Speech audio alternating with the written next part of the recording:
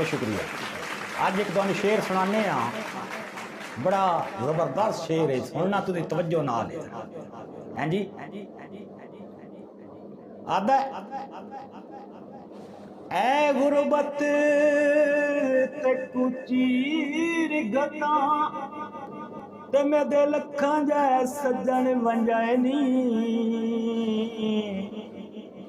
मेरी इज्जत ते शोहरत दे सरेआम जनाब चैनी।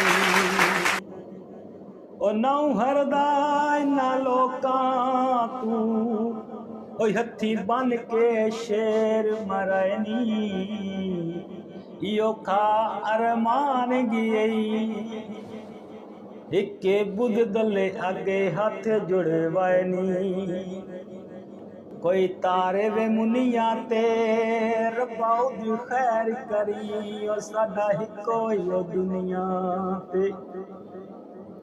मेरे दोस्तों शेर पसंद लगोगे तो चैनल नूं लाइक सब्सक्राइब जरूर कर दिता करो। अल्लाह हाफिज़।